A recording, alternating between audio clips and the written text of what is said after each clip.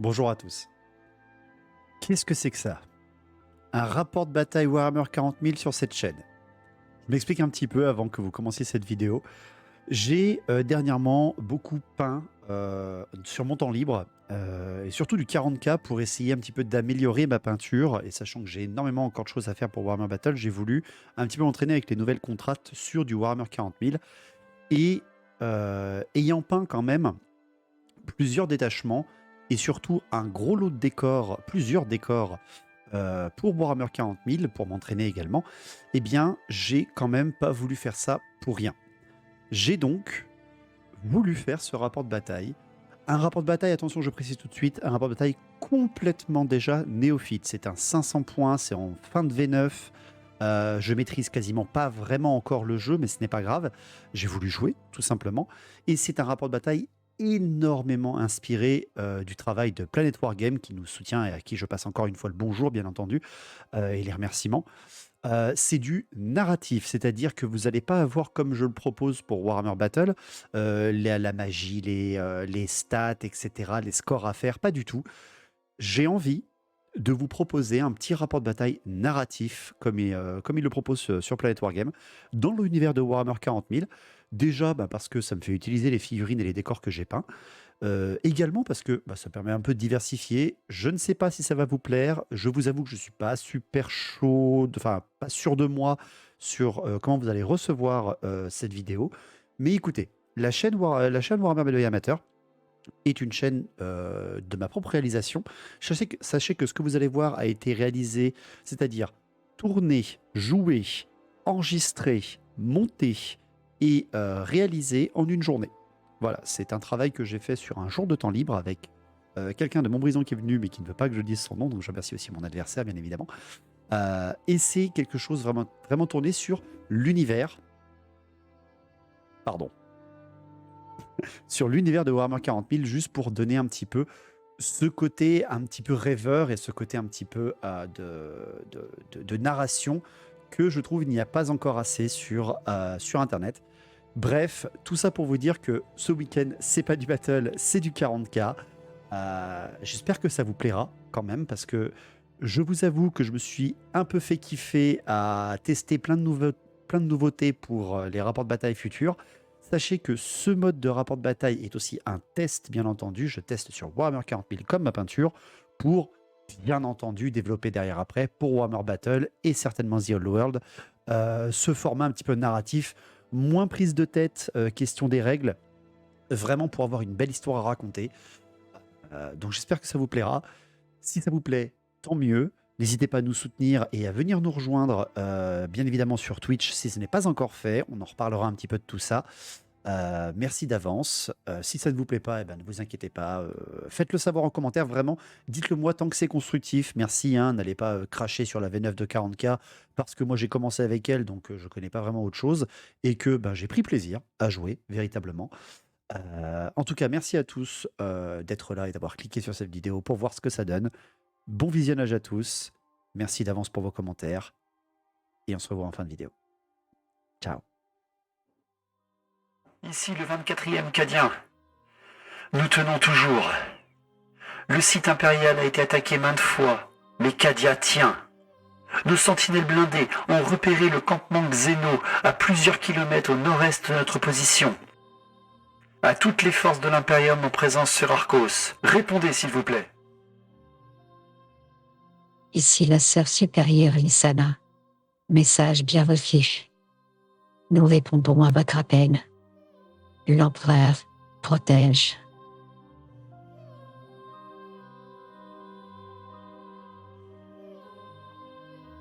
Analyse du champ de bataille. Fortification Xeno détectée. Baraquement orc occupé sur flanc ouest. Déploiement de l'Adepta Sororita sur flanc est et attaque à l'aube conseillée. Abattre le boss orc est une priorité. La survie de l'escouade Sororita n'en est pas une. Le clan orc positionné sur Arcos fait partie des Goths, les plus violents de leurs engences. Une bande d'alpagueurs, des orques plus sauvages que les autres, sont dans les locaux. Ils sont armés de diverses choses, aussi dangereuses que brutales. Une machine Dread de la mort a été recensée et localisée. Attention, lance-flammes lourds et pince Dread prévus. Une escouade ultra rapide de coptères patrouille le long du champ de bataille. Méfiez-vous de leur attaque en profondeur. Le boss de guerre est votre cible prioritaire. Danger incroyable. Méfiez-vous de ses attaques au corps à corps. Abattez-le de loin si possible. Les analyses du champ de bataille nous ont montré que les coptères ne sont pas sur position. Attaquez vite et de front. Abattez les peaux vertes avant qu'ils ne fondent sur vous en corps à corps. Nous sommes l'Adepta Sororita. Nous sommes les martyrs de l'Imperium. Nous mourrons pour le défendre. Tels des émissaires de la violence de l'Empereur, Miripantia trouveront que notre dévotion est encore plus puissante que la violence des orques. Je serai à leur côté, dans le rideau, pour pouvoir les guider jusqu'à la lumière de l'Empereur. Tels des anges au-dessus de nos épaules, mes séraphines s'abattront sur les xénos avec la toute-puissance des lance-flammes Ministorum. Enfin, mon escouade de sororita s'infiltrera dans les bâtiments inoccupés pour prendre position et faire s'abattre la sainte Trinité sur les xénos. Nous sommes l'Adepta Sororita. Que nous survivions, que nous mourions, il n'y a pas d'importance. Et la lumière de l'Empereur nous guide. L'analyse du cerveau-crâne ayant permis de détecter les xénos sur le flanc ouest, Lysana et ses sororitas se déploièrent à l'est. Le rhino fonça à travers champs pour déployer les Repentia le plus rapidement possible, tandis que les sœurs de bataille profitèrent du couvert du bâtiment pour se déployer à l'abri des tirs. Malheureusement, les sœurs de bataille ne purent cacher leur approche et les orques déclenchèrent l'alerte. Les peaux vertes étaient lourdement protégées derrière leur bâtiment et le boss de guerre sortit des ruines pour déclarer le début de la bataille. Le suivant tel son ombre, le Dread de la mort activa ses rouages et fonça en avant. Les peaux vertes ne prirent même pas le temps de tirer. Leur violence et leur nature leur incitaient à foncer tête baissée en direction des intrus. Lysana le savait, il fallait agir vite. Comme un seul corps, les sœurs de bataille et le rhino avancèrent en direction des xénos. L'escouade sororita prit position au sommet des fortifications pour avoir un axe de vue et de tir parfait sur n'importe quelle unité orque. Le rhino, quant à lui, se positionna aux abords d'un cratère et provoqua le Dread de la mort. Il fallait que cette machine s'avance dans sa direction pour que les Repentia en sortent et la démembrent pièce par pièce. Mais à l'intérieur, Lysana pria à l'empereur que le Dread de la mort ne puisse pas réussir à les charger. Ayant avancé, les sœurs de bataille étaient désormais en position de tir. Elles lâchèrent leurs bolts, toutes en direction des alpagueurs pour réduire le nombre des orques. La résistance des xénos était impressionnante, mais une bonne salve de bolts supprima 3 d'entre eux en un seul coup. Le lance-flamme de l'escouade et le combifuseur de la sœur supérieure étant hors de portée du Dread de la mort, les sœurs fixèrent leur position et attendirent la réponse des orques. Malgré la première salve, rien n'arrêta les orques. Les alpagueurs foncèrent en avant, beuglant leurs cris de guerre et voulant en découdre avec le rhino et les sœurs de bataille. Le Dread de la mort se plaça pour pouvoir très certainement charger le rhino, sentant que derrière lui le chef de guerre venait se mettre en position pour menacer à la fois les sœurs et leur transport. Toujours en proie à leur folie meurtrière, les alpagueurs n'avaient pas le temps de tirer. Mais le Dread de la mort tourna ses carbonisateurs en direction des sœurs de bataille et délivra une tornade de flammes sur leur position. Mais cependant, l'empereur protège.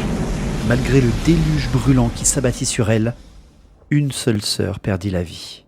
L'orque à l'intérieur du Dread de la mort leva un sourcil et il se dit que si les lance-flammes ne fonctionneraient pas, ses pinces Dread découperaient de la sororita avec plaisir. Lysana avait tout vu depuis le rhino. Elle avait vu sous ses yeux la grâce de l'empereur. Elle savait que c'était le bon moment. Elle sortit du rhino et elle ordonna le débarquement des Repentia en hurlant une prière à l'empereur pour qu'elles aient la force d'abattre cette machine de mort. Tout en effectuant cette manœuvre, elle activa son vox de communication et adressa un message à toute son escouade. Mes sœurs, descendez des cieux et abattez votre colère et le feu purificateur de l'empereur sur ces Xénos. Et tel un sifflement divin, les séraphines frappèrent en profondeur dans le dos des alpagueurs. Lorsqu'elles tombèrent des cieux, elles libérèrent un torrent de flammes de leur lance-flamme ministorum léger et carbonisèrent 5 alpagueurs en une seule seconde. Voyant cela de l'autre côté du champ de bataille, l'escouade de Sororita refit feu sur le Dread de la mort, voulant l'affaiblir avant que les Repentia ne le chargent. Malheureusement, la puissance de feu combinée des sœurs ne parvint qu'à égratigner la machine de guerre. Enfin, ce fut le Bolterstorm du Rhino qui abattit un autre alpagueur, ne laissant que le noble du régiment en vie, prêt à déverser sa haine sur le transport des Repentia. Après la pluie de bolts qui s'abattit sur le Dread de la mort, ce fut un immense cri de guerre qui retentit. Les Repentia et la chanoine Lysana chargèrent le Dread de la mort. Mais cette machine de guerre, faite pour abattre les masses, campa sur sa position et abattit à nouveau sur les sœurs un torrent de flammes, carbonisant 2/3 d'entre elles en un claquement de doigts. Mais cela ne les arrêta pas. Les Repentia et la chanoine passèrent à travers l'humulde de flammes et encerclèrent la machine pour la frapper de toute leur puissance et leur dévotion.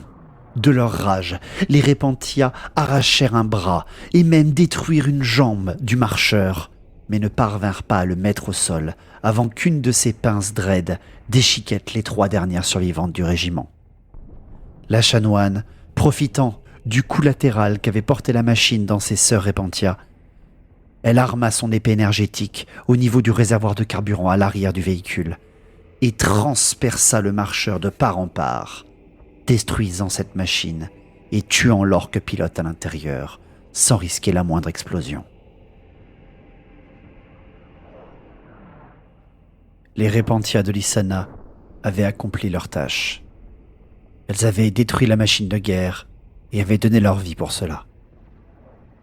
Mais lorsque Lysana se retourna, elle vit le boss de guerre prêt à fondre sur elle.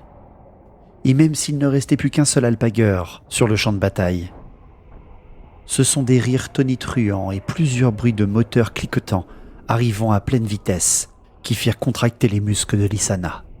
La bataille n'était pas finie. Face à la sœur de bataille, le chef de guerre esquissa un immense sourire carnassier et hurla la wag. L'alpagueur à ses côtés fonça en direction du rhino, tandis que le chef de guerre se mettait en position pour un duel à mort face à cette femelle qui avait détruit sa machine de guerre. Au loin derrière, comme pour répondre à la wag du chef de guerre, les coptères arrivèrent en piqué et firent feu sur les séraphines, comme pour leur prouver que eux aussi étaient capables de déchaîner les enfers sur terre. Depuis leur coptère lancé à pleine vitesse, ils libérèrent une grêle de roquettes en direction des séraphines. Et même s'il est bien connu que les orques ne sont pas les meilleurs tireurs, le nombre impressionnant de projectiles eut raison de 3 servantes de l'Imperium. Les 2 dernières ne durent leur survie qu'à leur visage angélique, preuve que l'empereur veillait sur elles. Après les tirs de roquettes, ce fut le temps de la charge des orques. L'alpagueur fonça en direction du rhino et tenta d'éventrer le transport avec sa pince énergétique. Malheureusement, malgré la wag, il ne parvint même pas à attaquer la peinture et se fit écraser sous les chenilles de la machine de guerre. Cependant, ce fut le tremblement de terre produit par la charge tonitruante du Big Boss qui chargea la chanoine, qui marqua le début du duel. D'une violence extrême, le boss impacta de plein fouet Lysana, la blessant gravement. Il arma ensuite son énorme qui-coupe, et malgré sa tentative de parade et sa prière en l'empereur, Lysana fut littéralement découpée en deux par la violence du Big Boss. Il saisissa au sol le torse éventré de Lysana et le dressa au-dessus de lui en direction du bâtiment occupé par les sororitas. Et il hurla son cri de guerre pour provoquer la fureur des filles de l'empereur.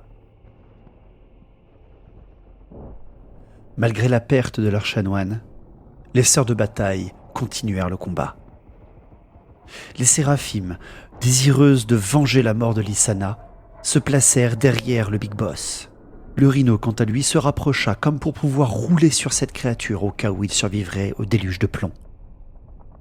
Enfin, l'escouade de sororita commencèrent à chanter le nom de Lysana comme une prière pour abattre la Sainte Trinité sur le boss Xeno. Ce fut tout d'abord les dernières séraphines qui firent feu sur le Big Boss. Malheureusement, leurs armes n'étaient pas assez puissantes pour percer la terrible armure de ce Xeno. Le rhino tenta également de son Bolterstorm de l'abattre, sans succès. Mais, du haut des fortifications, l'Adepta Sororita, galvanisée par le martyre de Lysana, libérèrent la Sainte Trinité sur le chef de guerre orc. Tout d'abord, ce furent les bolts qui réussirent à percer une fois l'armure et à arracher un morceau de chair de ce peau verte. Ensuite vinrent les flammes. Le lance-flamme Ministorum abattit un déluge de prométhium sur ce Xeno, carbonisant le grotte sur ses épaules et une énorme partie de son visage. Enfin, la sœur supérieure arma son combifuseur, sélectionna la détente et libéra la munition à fusion à bout portant sur cet adversaire. Le coup fut terrible. Et lorsque la fumée des armes s'évapora, le boss de guerre Hort gisait au sol, un trou béant à la place de sa tête. La chanoine Lysana était vengée. La mission était accomplie. Le boss était mort. Mais cela n'arrêta pas les orques. Les coptères foncèrent en direction des séraphimes, libérant une grêle de roquettes en direction du rhino. La puissance de feu des peaux vertes fut incroyable, et le rhino fut totalement éventré, ne conservant qu'une carcasse ouverte et dans un état lamentable. Les calibres des coptères firent feu sur les séraphimes sans succès, jusqu'au moment où leur charge passa à travers les pauvres airs de l'Adepta Sororita, déchiquetant les membres et décapitant les têtes. Malgré la perte d'un autre de leur régiment, l'Adepta Sororita ne lâcha rien. Le rhino, dans un état de délabrement avancé, claudiqua quelques mouvements en direction des coptères, laissant libre cours au déchaînement de bolts en direction des machines volantes brinque-ballantes. L'escouade de sœurs de bataille fit feu sans ménagement, mais elles ne purent faire suffisamment de dégâts pour inquiéter les coptères. Comme pour tenter le tout pour le tout, le rhino entonna un chant de martyr et chargea en direction des coptères, désireux de leur rentrer dedans de plein fouet. Malheureusement, il manqua sa charge et les machines volantes éventrèrent le transport sans ménagement. Le ricanement des peaux vertes retentit sur le champ de bataille et les sœurs entonnèrent un chant de mort. Lançant leurs machines à vive allure, les orques survolèrent les sœurs et larguèrent une bombe, tuant une d'entre elles. Ils se placèrent à hauteur, au-dessus même des fortifications, et libérèrent une pluie de roquettes, abattant 5 sœurs, jusqu'au moment où ils chargèrent l'Adepta Sororita et déchiquetèrent les survivantes des lames qui tournent de leurs hélices. Le champ de bataille était désormais recouvert du sang des martyrs. Seuls 2 coptères avaient survécu à toute la bataille. La mission de l'Imperium avait été un succès, mais à quel prix ?